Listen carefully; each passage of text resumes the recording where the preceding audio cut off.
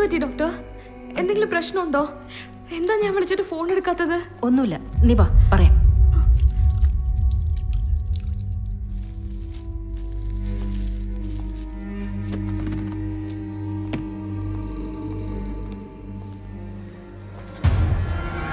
എന്താ ഡോക്ടർ ഒന്നും പറയാത്തത്?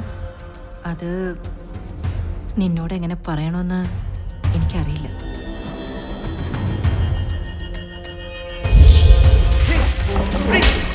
ഗുരുസാറിനും വൈഫിനിടയിൽ എന്തൊക്കെയോ പ്രശ്നങ്ങളുണ്ടായി മോളെ. അവര് ഡിവോഴ്സ് ആവാൻ തീരുമാനിച്ചു. നിന്റെ കാര്യം പറഞ്ഞപ്പോ டாக்டர்மா எனக்கு பொண்டாட்டியே இல்லை, எது குழந்தெல்லாம் ஏதாவது கொடுத்து செட்டில் பண்ணி அனுப்புங்க. അവർക്കിനി ഈ കുഞ്ഞിനെ വേണ്ടാന്നാ പറയുന്നത്. ഞാനിനി എന്ത് ചെയ്യും ഡോക്ടർ? എന്ത് ചെയ്യണമെന്ന് എനിക്കും ഐഡിയ കിട്ടുന്നില്ല. എന്റെ ഹസ്ബൻഡ് എങ്ങനെയുണ്ട്? എനിക്കിപ്പോ അവനെ കാണണം. നീ ഇപ്പൊ വീട്ടിലേക്ക് പോ. നാളെ നിന്നെ അവന്റെ അടുത്ത് കൊണ്ടുപോവാം. പറ്റില്ല, ഇപ്പൊ തന്നെ കാണണം. കണ്ടേ പറ്റൂ. കാർത്തിക, എനിക്ക് ഇന്ന് ഒരു സർജറി കൂടിയുണ്ട്. നാളെ ഉറപ്പായും കൊണ്ടുപോവാം. Yes doctor. ഒന്ന് പറഞ്ഞു കൊടുക്ക്. ഇപ്പൊ വീട്ടിൽ പോവാൻ പറ. Okay doctor. ചെല്ലു മോളെ. വാ ചെല്ലു. വാ മോളെ.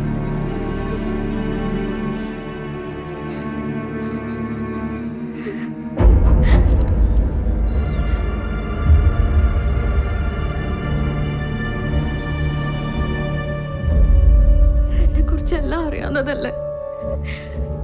ചേച്ചിക്കെങ്കിലും എന്നോടെല്ലാം പറയാമായിരുന്നു.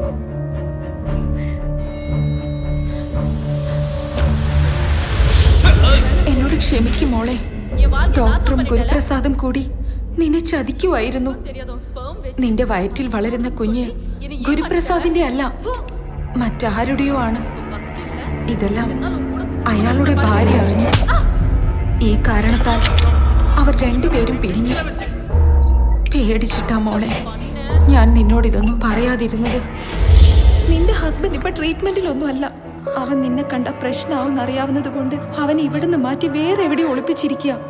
ഇനി ആരെങ്കിലും വഴി മീഡിയയും ചാനലും ഇതിൽ ഇടപെട്ടാലേ നിന്റെ ഭർത്താവിനെ കണ്ടുപിടിക്കാൻ പറ്റൂ.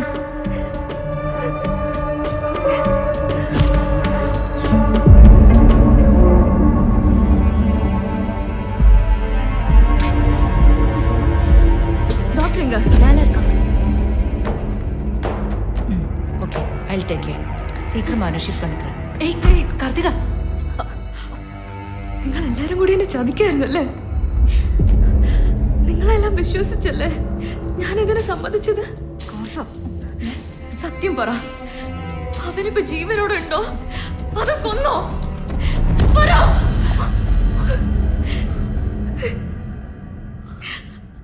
നിങ്ങളൊരു പെണ്ണല്ലേ?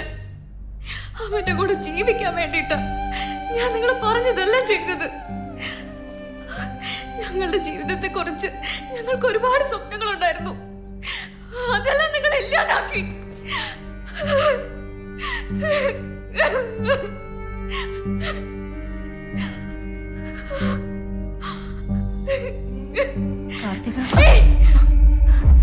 ഇപ്പൊ എനിക്ക് അവനെ കാണണം. ഇല്ലെങ്കിൽ നടന്നത് മുഴുവൻ ഞാൻ വീഡിയോട് പറയും. കാർത്തിക പ്ലീസ്, നീ ഞാൻ പറയുന്നൊന്ന് കേൾക്ക്. നിന്റെ ഹസ്ബൻഡിന്റെ അടുത്ത് കൊണ്ടുപോകാന്ന് ഞാൻ പറഞ്ഞില്ലേ? ഇപ്പൊ തന്നെ കൊണ്ടുപോകണം. ഇല്ലെങ്കിൽ അറിയാലോ, എനിക്ക് വേറെ ഒന്നും നോക്കാനില്ല. ഓക്കെ ഓക്കെ, നീ പുറത്ത് വെയിറ്റ് ചെയ്യ്. ഞാൻ പോരാം. ബസ് സ്റ്റോപ്പിൽ വെയിറ്റ് ചെയ്യ്. പോ.